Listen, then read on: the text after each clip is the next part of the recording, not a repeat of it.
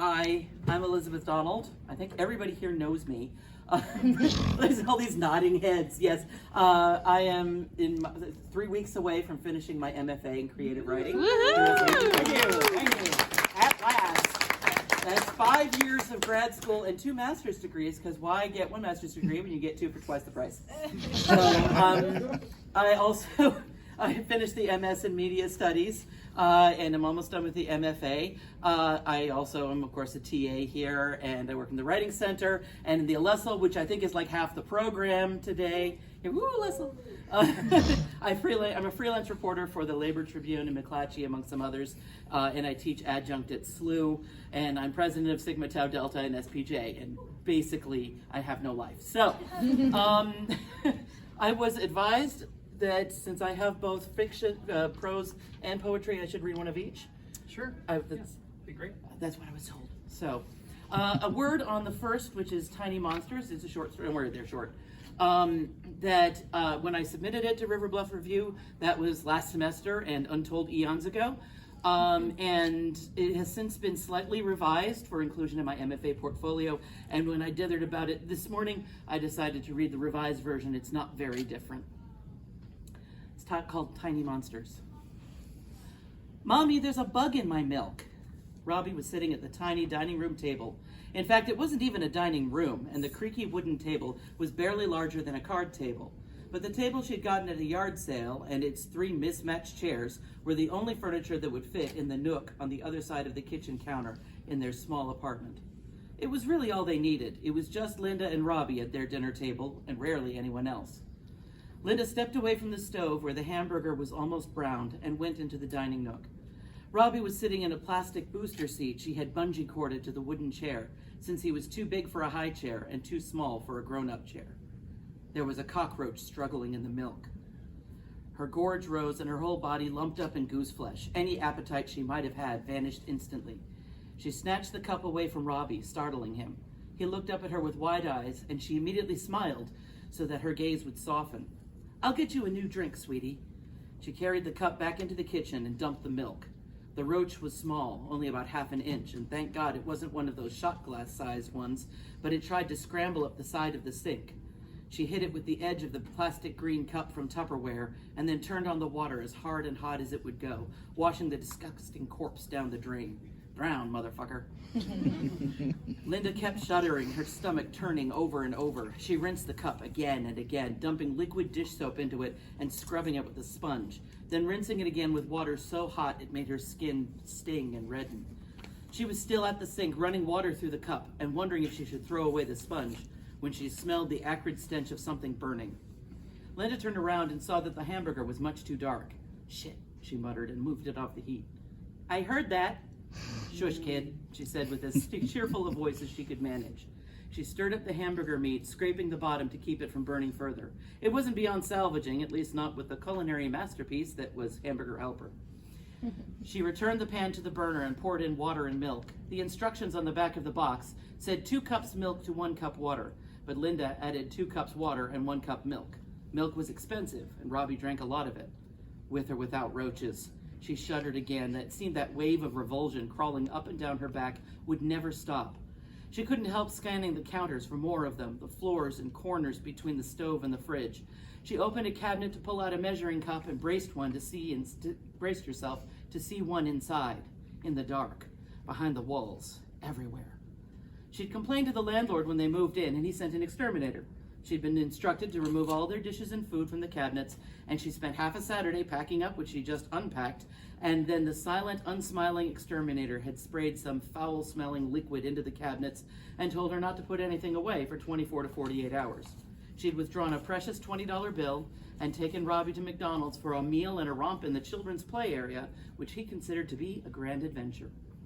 But after the exterminator's treatment, it was worse than ever. It was like the roaches were driven out of the walls and into the apartment, counters, sinks, cabinets. She never made the mistake of calling the landlord again, and instead fought back with traps and expensive anti-egg thingies from the hardware store. They weren't just disgusting and disease carriers. It wasn't just that they were so fast, scuttling about on their repulsive legs and vanishing before she could kill them. Each time she saw one of those horrid little beasts crawling about the apartment, she felt its awful condemnation. This is what you have done. This is what you are giving your child. This ramshackle, freezing cold place infested with vermin. This is the best you can do with all your potential they said you had in high school, the voice said. Get knocked up by the wrong guy and you're on your own, with a crappy job cleaning hotel rooms and an innocent hostage to fortune. You're not enough. You're never going to be enough for him. All you can give him is this, and he will grow up surrounded by tiny monsters. She stirred the laughable food, the best way she'd found to stretch a pound of hamburger into something that had the potential to feed them both. She alternated it with tuna helper, because a can of tuna was cheaper than hamburger, and if she dumped in a can of peas, she could sneak a vegetable into him. Mommy, milk? Linda nodded. Okay, sweetie. She stepped away from the stove for a second and went to the cup cabinet. She braced herself to open it, afraid of what she might see crawling around. But when the light shone inside, nothing moved. She found the yellow Tupperware cup. The whole set had been at the yard sale for $1, sans the sippy tops. But Robbie was getting big enough that he didn't really need them. She checked it inside and out at least 3 times, then took it over the sink and ran the hot water over it just in case. Her hand shook, pouring the milk in, as though she would uncap the plastic jug and a river of cockroaches would boil out instead of smooth white milk. She spilled just a little on the counter and caught it with a paper towel before putting the milk away. She was stringent about keeping the counters clean to discourage the evil bastards. She took the cup over to Robbie, and he grabbed it and gulped it right away. No horrors for him. She was glad in one sense. She didn't want him developing phobias and neuroses. Their little family unit was full up on those. On the other hand, did that mean he was so comfortable around filth and vermin that it didn't even faze him? That crawling shudder went up and down her spine again, and she fled back around the counter, into the kitchen to stir their dinner. It smelled almost like food now, overcooked beef or not, and she knew he would wolf it down like he did just about everything she cooked. The boy had an appetite that could rival a teenage wrestler. Linda herself still had little appetite, and she kept seeing that disgusting, squirming roach in the milk. She turned off the burner and finished stirring the goop. She pulled out 2 plates, checking them for possible infestation, but nothing was there, and loaded up his plate with plenty of noodles and beef, just a scoop for herself. Out of the corner, she spied movement. That shudder was all over her back and down her arms now, wound tight in the small of her back. She peered down at the corner of the floor where the stove met the side cabinet, her sneakered foot poised and ready. Tucked under the corner, she saw a small spider, busily spinning a tiny web. It crawled under the stove and back out again, a gossamer thread adding to its odd little home. Linda prepared to stomp anyway, but at the last moment she paused. She had a mental image of the horrid cockroaches getting caught in Charlotte the spider's web, and of Charlotte busily eating them until the rest went to someone else's apartment. Bon appetit, she muttered, stilling another shudder, and carried the plates over to their small table.